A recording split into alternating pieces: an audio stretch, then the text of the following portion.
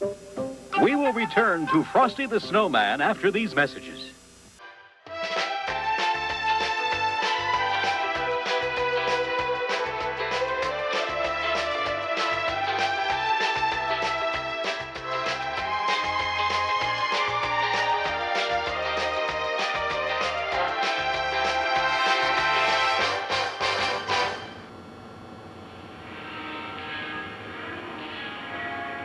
Hello everyone, and welcome back to the Mountain State.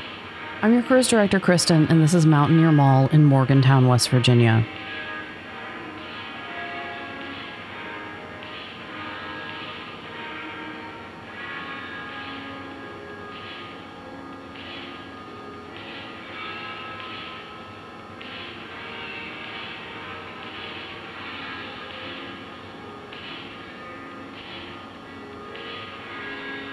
This mall is not, as a few articles I've encountered asserted, the oldest mall in the state. It was preceded by two other malls in Beckley and Whitehall, but they've both been demalled into strip centers. This is certainly the oldest intact operating mall I've discovered in West Virginia. The level to which its original appearance is intact is impressive, and the extreme quiet is simultaneously unnerving and serene. When you walk in here, you're not sure if you should be unsettled by how still and unchanged everything is in here, or to thank your lucky stars you finally arrived safely back home in the 80s that you never should have left. I think we can all agree that this whole time moving forward thing was a terrible idea and we should have never agreed to it.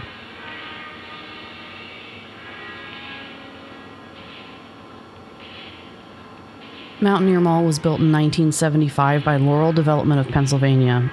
It was originally anchored by Montgomery Ward, J.C. Penney, and a defunct discount chain called Murphy's Mart that was absorbed into Ames in 1985. In 1987, Mountaineer Mall was expanded into what it is today, with the wing we're currently in being added that included a Stone & Thomas department store and 20 more retail spaces. This ramp and set of stairs were a result of the natural topography of the site. It's very hard to find very much flat land to build on around these parts, especially when said mall is up on a bluff like this one is.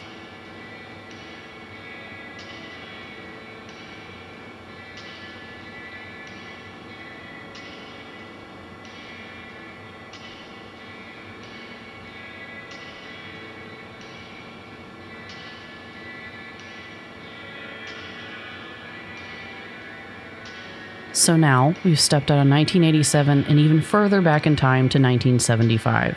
At the time of the expansion, the rest of the mall was said to receive a modernization throughout, but I'll be honest, I don't see it and I'm just fine with this.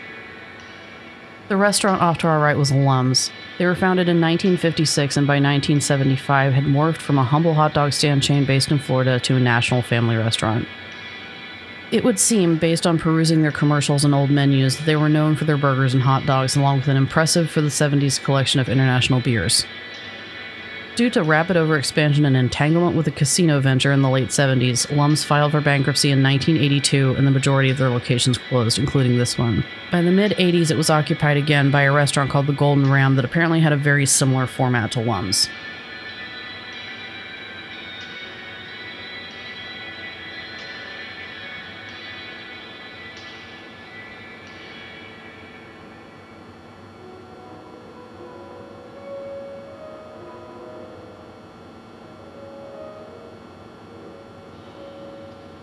I unabashedly love that they still decorate for Christmas in here and that the decorations are so nice.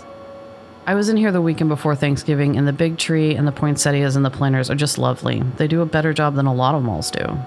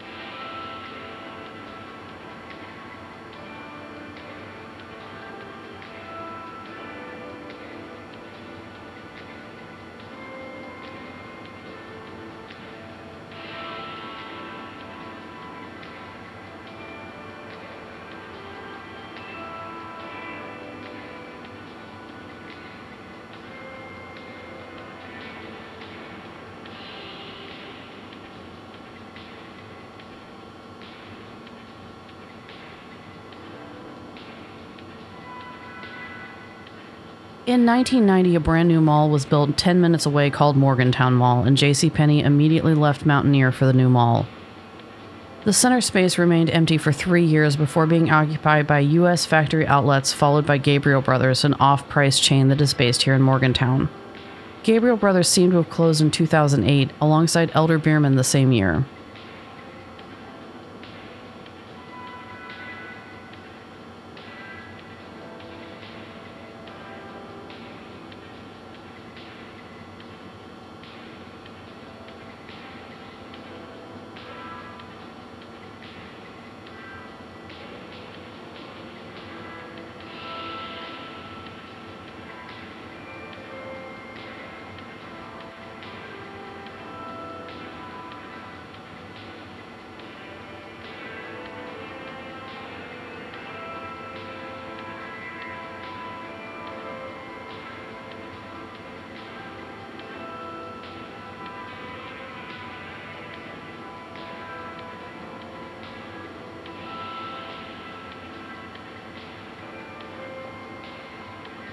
I just want to point out how incredibly clean it is in here. The floors are shiny, there aren't cobwebs or dust on anything. In fact, I was here about 6 p.m. and maintenance was still here cleaning and straightening things.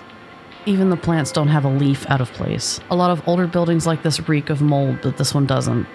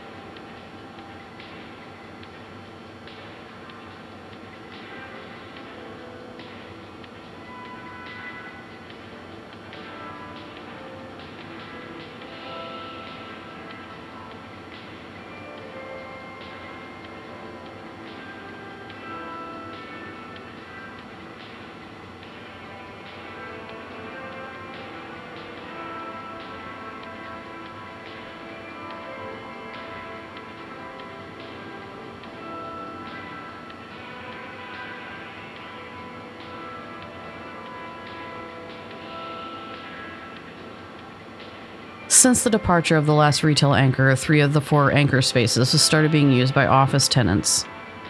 There is a Teletech call center in the former Montgomery ward, and Mylan Pharmaceuticals has offices in both the former Walmart and the former JCPenney.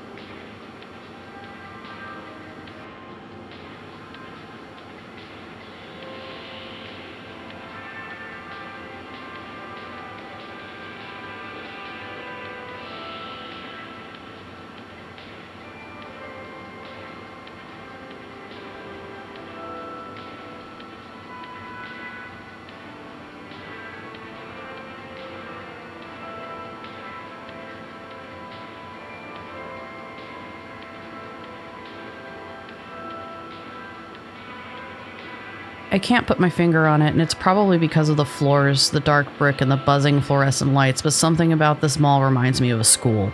Like I kept feeling like a bell was going to ring and all these storefronts were going to open up and pour out a deluge of chattering students on their way to their next class. It didn't, though. It was just me and the closed storefronts. When I was here, there only seemed to be 3 businesses inside that were open, and all 3 were in the 1987 wing: a collectibles store, a hair salon, and some kind of fighting gym.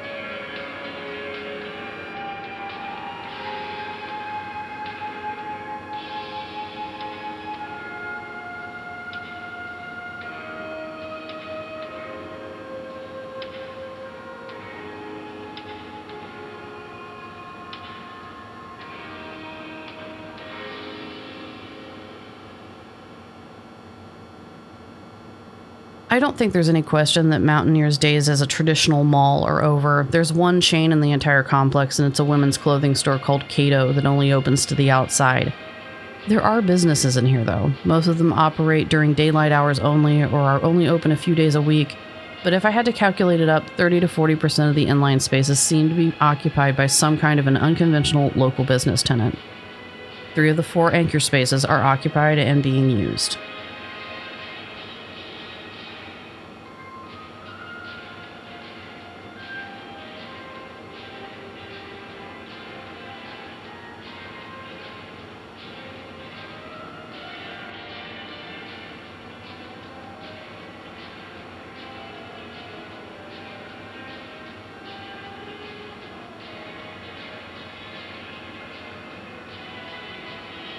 In some ways, this is the best case scenario for a well-preserved but decidedly dated mall like this one. There's enough foot traffic that it's not in danger of closing. Its role in the community has changed and no one walks in expecting it to have been updated or have the latest and greatest stores, and it's helping keep people employed.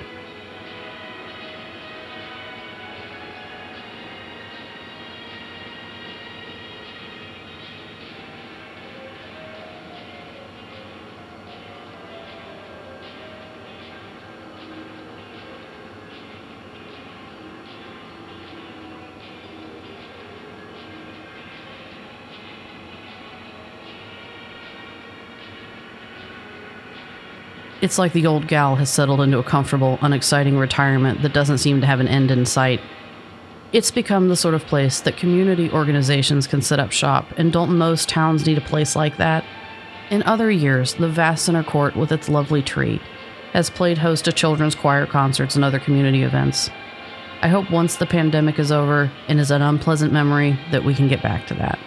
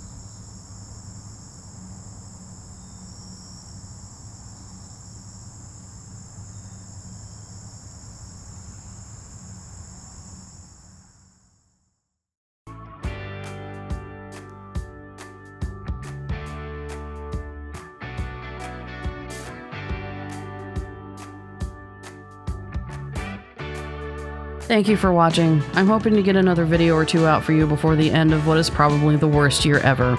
So drop us a like and subscribe if you want to see more. A very special thank you to Phil, Eva, Dean, and the rest of our patrons for keeping us on the road this year, and to every one of you who has watched, liked, commented, and subscribed this year. As always, I'm your cruise director, Kristen, and this is Unicom Productions. We'll see you next time.